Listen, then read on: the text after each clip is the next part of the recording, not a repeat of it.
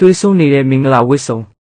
မင်္ဂလာဆောင်မှုပြင်ဆင်နေတဲ့သူတို့သမီးလောင်းကတန်နာဟာငွေကြေးချွေတာချင်တာကြောင့်ရှေးဟောင်းပစ္စည်းဆိုင် vintage shop တစ်ခုကနေတန်မိုးကြီးပုံရတဲ့မင်္ဂလာဝတ်စုံဖြူလေးတစ်ထည်ကိုဈေးပေါပေါနဲ့ဝယ်ယူခဲ့ပါတယ်။ဒါပေမဲ့အဲ့ဒီဝတ်စုံမှာကြောက်မက်ဖွယ်ရာအတိတ်ဆိုးတစ်ခုရှိနေခဲ့မှန်းသူမှမသိခဲ့ပါဘူး။ဆိုင်ဟောင်းလေးတဲကဝတ်စုံတနာတယောက်မင်္ဂလာဆောင်ဖို့ရက်ပိုင်းလိုမှသူလိုချင်တဲ့ဒီဇိုင်းနဲ့ကွက်တီတူပြီးအင်မတန်လက်ရမြောက်တဲ့မင်္ဂလာဝတ်စုံဟောင်းလေးတစ်ထည်ကိုရှာတွေ့ခဲ့ပါတယ်။ဆိုင်ရှင်အဖိုးကြီးကဒီဝတ်စုံကသမီးနဲ့ဆိုအရန်လိုက်ဖက်မှာပါဒါပေမဲ့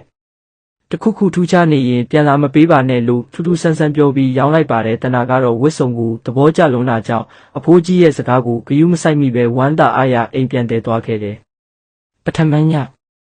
အိမ်ရောက်လို့ညဘက်ရောက်တော့တန်နာကဝတ်စုံကိုစမ်းဝတ်ကြည့်တယ်မှန်ရှိမှရက်လိုက်တဲ့အချိန်မှာပဲအခန်းထဲမှာညှိစော်နှမ်းတလူလိုအနက်တစ်ခုရလိုက်တဲ့ဝတ်စုံကအသားနဲ့ထိလိုက်တာနဲ့ရေခဲတုံးလိုအေးဆက်နေတယ်အဲကုန်းဖွင့်ထားလို့နေမှာပါလို့တွေးပြီးမှန်ထဲကိုတေချာကြည့်လိုက်တဲ့အခါ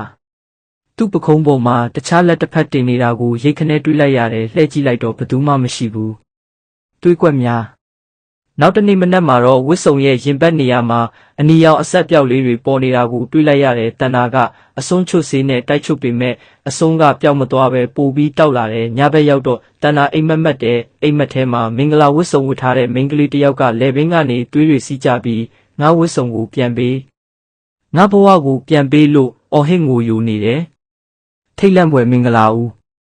မင်္ဂလာဆောင်မဲ့နေ့မရောက်ခင်တရက်အလိုညတကောင်မှာတန်နာနိုးလာတဲ့ထူးဆန်းတာကသူဟာကရင်ပေါ်မှာမဟုတ်ပဲမင်္ဂလာဝတ်စုံကြီးကိုဝတ်လျက်သားနဲ့မှန်တင်ခုံရှေးရောက်နေတာပါမှန်ထဲမှာသူ့မျက်နှာကဖြူဖက်ဖြူရောဖြစ်နေပြီးမျက်လုံးတွေကအသက်မဲ့နေတဲ့ရုတ်တရက်ဝတ်စုံကကျုံသွားသလိုဖြစ်ပြီးသူ့လယ်ပင်ကိုတင်းကျပ်စွာညှစ်လာတဲ့အသက်ရှူလို့မရတော့ဘူးမှန်ထဲမှာတော့သူ့အနောက်ကနေတွေးတွေတန်တွေနဲ့မိန်းမတစ်ယောက်ကသူ့ကိုဖတ်ထားပြီးမင်းကငါနေရာကိုလူကျင်လာလားလို့ကပ်ပြောလိုက်တယ်လို့ခံစားလိုက်ရတယ်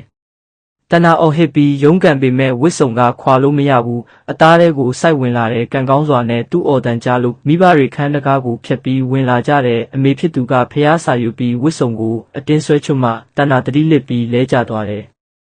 နောက်ပိုင်းစုံစမ်းကြည့်လိုက်တော့အဲ့ဒီဝစ်စုံပိုင်ရှင်ဟာလွန်ခဲ့တဲ့10နှစ်ကမင်္ဂလာဆောင်မဲ့နေ့မနက်မှာပဲလူသက်သမားတယောက်ရဲ့ဓာချက်နဲ့တေဆုံးခဲ့ရတဲ့သူတို့သမီးတယောက်ဖြစ်နေတာကိုသိလိုက်ရတဲ့ဝစ်စုံမှာဆွဲနေတဲ့တွေးကွက်တွေကဘလို့မှလျှော်လို့မရတဲ့အမျိုးတေးတွေပါ